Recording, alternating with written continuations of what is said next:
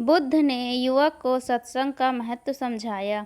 महात्मा बुद्ध एक गांव में ठहरे हुए थे। वे प्रतिदिन शाम को वहां पर सत्संग करते थे। भक्तों की भीड़ होती थी, क्योंकि उनके प्रवचनों से जीवन को सही दिशा बोध प्राप्त होता था। बुद्ध की वाणी में गजब का जादू था। उनके शब्द श्रोता के दिल में उतर जाते थे। एक युवक प्रतिदिन बुद्ध का प्रवचन सुनता था।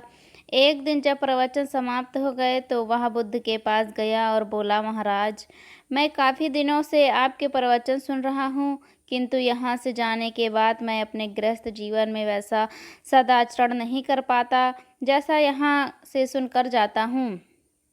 इससे सत्संग के महत्व पर शंका भी होने लगती है। बताइए मैं क्या करूं? बुद्ध ने युवक को बांस की एक टोकरी देते हुए उसमें पानी भरकर लाने के लिए कहा। युवक टोकरी में जल भरने में असफल रहा। बुद्ध ने यह कार्य निरंतर जारी रखने के लिए कहा। युवक प्रतिदिन टोकरी में जल भरने का प्रयास करता, किंतु सफल नहीं हो पाता। कुछ दिनों बाद बुद्ध ने उससे पूछा, इतने दिनों से टोकरी में लगातार जल डालने से क्या टोकरी में कोई फर्क नजर आया? युवक बोला, एक फर्क जरूर नजर आया है।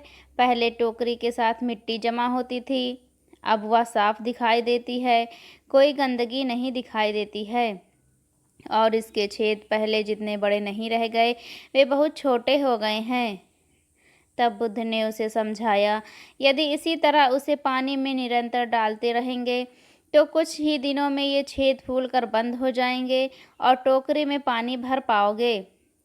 इसी प्रकार जो निरंतर सत्संग करते हैं उनका मन एक दिन अवश्य निर्मल हो जाता है और गुणों के छिद्र भरने लगते हैं और गुणों का जल भरने लगता है। युवक ने बुद्ध से अपनी समस्या का समाधान पा लिया। निरंतर सत्संग से दुर्जन भी सज्जन हो जाते हैं, क्योंकि महापुरुषों की पवित्र वाणी उनके मानसिक विकारों को दूर कर उनमें शुद्ध विचारों का आलोक प्रसारित कर देती है।